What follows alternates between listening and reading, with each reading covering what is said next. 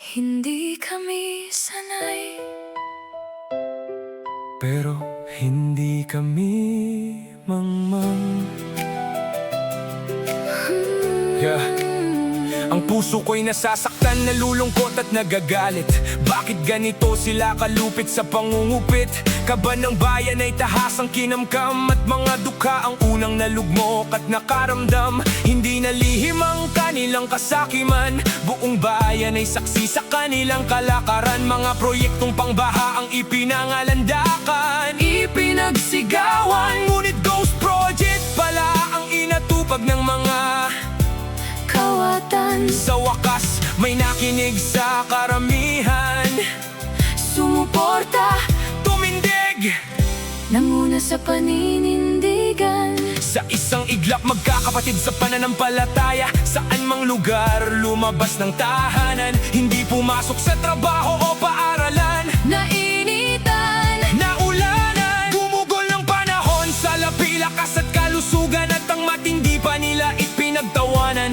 Minasama pa ang dahilan ng mapayapang pagtitipon ng mga nagmamahal sa bayan. para ito sa bayan, kakaiba man sa aming nakasanayan. Ngunit bilang Pilipino, ito'y tungkuling dapat panindigan at ipagsigawan.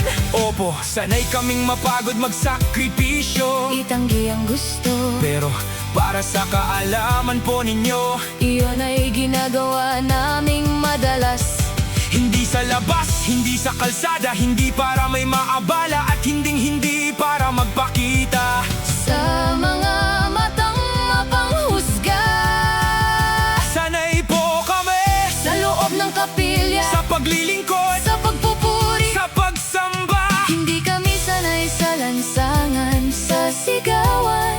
Hindi kami sanay na binubusinahan, pinalilibutan ng mga uniformadong kawal. Hindi kami sanay magpalipas ng magdamag sa labas ng bahay, matulog ng walang higaan at mahamugan. Hindi para pumila sa iisang palikuran, Walang ligo ilang araw, walang uwian. ngunit para sa bayan, opo, para sa bayang mahal. Ito'y aming ilalaban. Pero bakit po kami ang ginawa ninyong kaaway? Na-traffic kayo? Ilang oras? Ilang oras na ba? Ilang araw o taon na ba tayong binabaha? Nata-traffic dahil sa baha.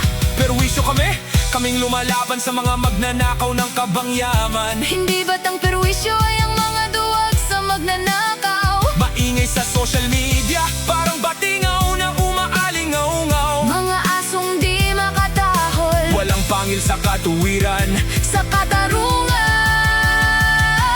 Sandali, mag-isip ka muna kabayan, isipin mo silang lubog sa baha. Ang bahay, ang kabuhayan, ang barangay, ang bayan. Naisip mo na bang namaya pa nilang mahal sa buhay? Nalunod sa bahay, nanood at tinangay. Sinong sisisihin? Sinong pananagutin? Sila pa rin bang mga biktima ng bahang kakastiguhin? Teka sandali, nakakatakot ang titig ni Mamang Pulis, Na para bang kami ang dapat ilitis? Ang kalaban natin ay korupsyon, hindi po ang kapwa Pinoy. Pinoy na naghahangad ng katotohanan at Para sa katarungan, makikisuyo lang kabayan. Huwag ninyo kaming kawaging kawawa at mangmang. sapagkat ang tunay na kaawa-awa ay itong ating bansa.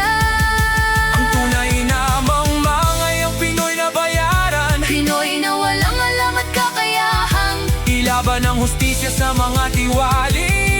nasa kapangyarihan. Ulit po, hindi kami sanay, Pero hindi kami mamang. silang mga tunay na sanay at mangmang. Tsak may katapusan.